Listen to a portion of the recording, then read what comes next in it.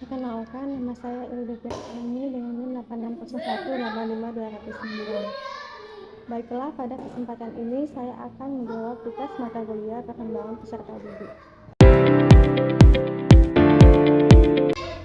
Jawaban soal 1 nomor 1. Identifikasilah 3 jenis kebutuhan yang paling dominan yang muncul pada perilaku Andi.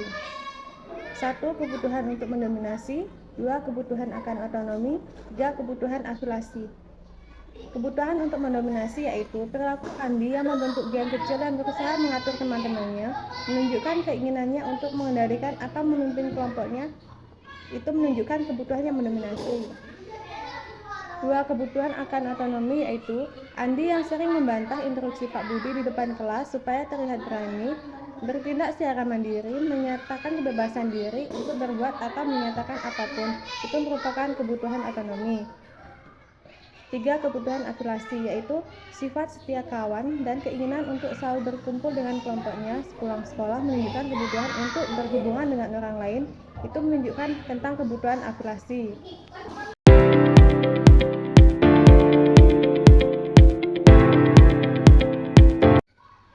Jawaban nomor 2 yaitu dengan cara memberikan tanggung jawab kepemimpinan yang terstruktur, misalnya dengan menunjuk Andi sebagai ketua kelas atau ketua kelompok dalam berdiskusi dengan batasan dan aturan yang jelas.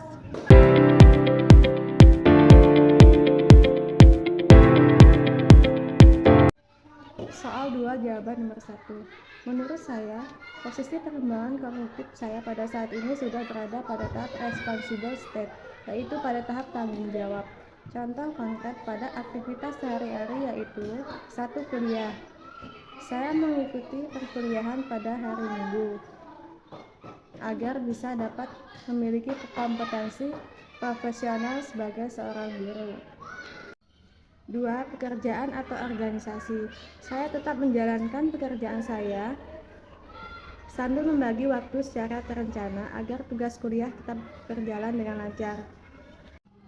Sebagai contoh, setiap hari Senin sampai Sabtu saya menjalankan tugas saya di sekolah.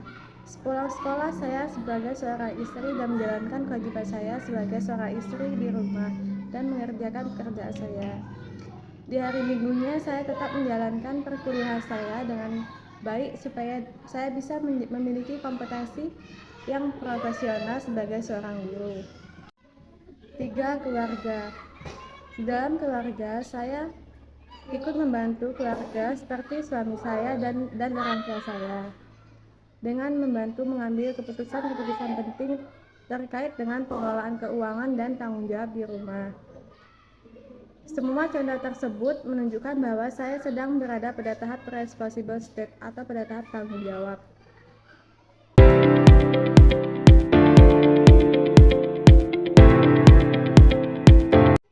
Jawaban nomor 2 yaitu alasannya A. Karena tujuan kognitif berbeda. Siswa SD fokus pada perolehan atau pengetahuan dasar atau pembelajaran, sedangkan orang dewasa menggunakan pengetahuan untuk mencapai tujuan hidup sehingga butuh pembelajaran problem based, reflektif, dan relevan. B. Kedewasaan psikologis dan tanggung jawab berbeda. Orang dewasa telah memiliki pengalaman tanggung jawab kerja, keluarga, sehingga metode harus mengakomodasi pengalaman ini. C. Orientasi belajar berbeda. Anak-anak bergantung pada guru, sedangkan orang dewasa lebih mandiri, ingin pembelajarannya bermakna dan aplikatif. D. Motivasi berbeda. Anak belajar karena kewajiban, sedangkan dewasa belajar karena kebutuhan aktual dalam hidup.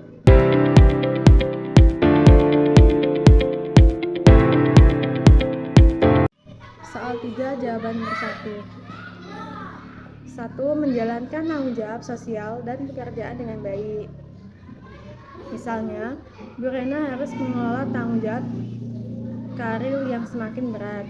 2. Menghadapi perubahan dalam keluarga, misalnya merawat orang tua yang menua.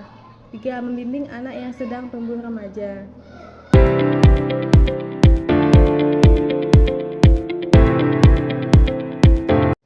Jawaban nomor 2. Faktor-faktor yang mempengaruhi minat dan aktivitas orang dewasa yaitu 1. Tanggung jawab dalam keluarga, misalnya merawat orang tua dan mengasuh anak. 2. Status pekerjaan dan tuntutan pekerjaan.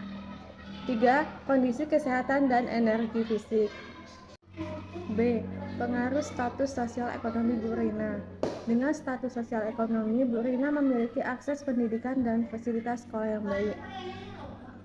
Namun, tuntutan pekerjaan yang tinggi membuatnya kurang waktu untuk terlibat aktif di sekolah anak. C. Pengaruh mobilitas sosial. Jabatannya meningkat membuat jadwalnya semakin padat. Meningkatnya karir ini menyebabkan ia sulit hadir pada kegiatan sekolah, rapat, atau keterlibatan orang tua. Terima kasih, itulah tadi jawaban dari mata kuliah perkembangan peserta didik.